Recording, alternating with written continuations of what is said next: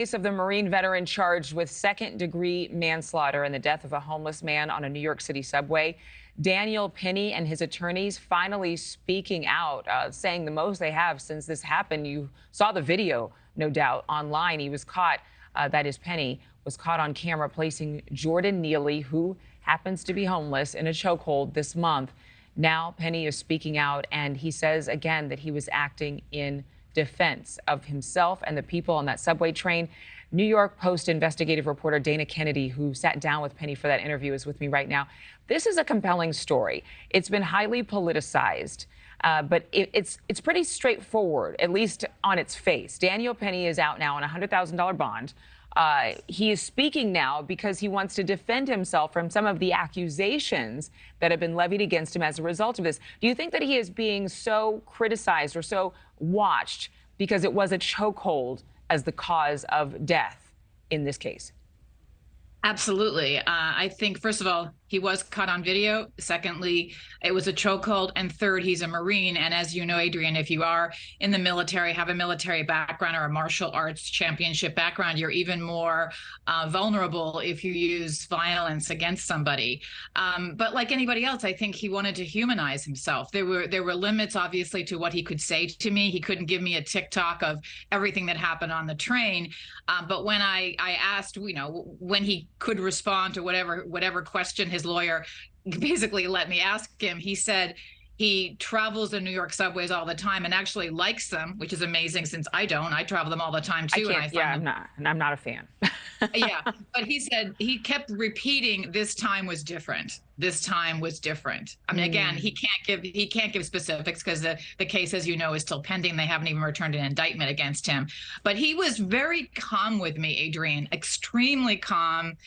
He didn't seem like somebody, and again, this is speculation on my part, just from being with him and sitting down with him out in Long Island.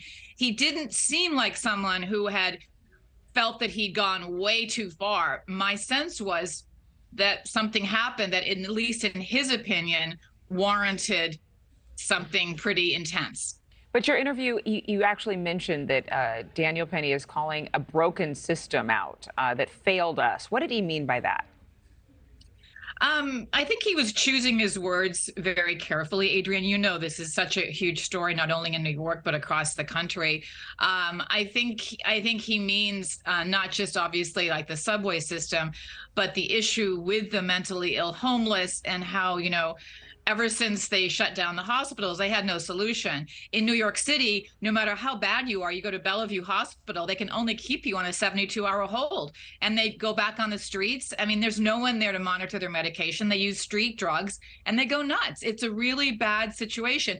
This has been really politicized, but to me, that's the issue, is where is the solution for these people, and this is not completely unexpected, a situation like this. Not to say it's a good solution or it was a good outcome, but living in New York as I do, it's not terribly surprising to me. Well, it's not terribly surprising to me either. I lived there for 5 years. I stopped taking the train because I felt threatened sometimes by people who happened to be on the train who appeared as though they were having mental health episodes, and also the people who come on as performers.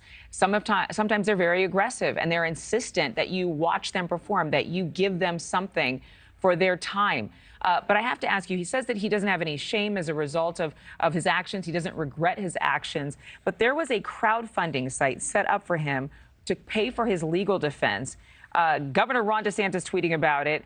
I know they've raised millions of dollars. Does he have a response to the support? I know he's getting a lot of criticism. There are protests in the streets of New York City over this case. But what is he saying about all the support he's receiving? He's thrilled about it. He specifically said not only does his parents, his sisters, his old friends from Long Island, Marines, he doesn't sound like somebody who is focusing on the negative and focusing on his detractors. He seems to be focusing on his supporters. He comes across kind of, like a 24-year-old kid, almost like a surfer dude.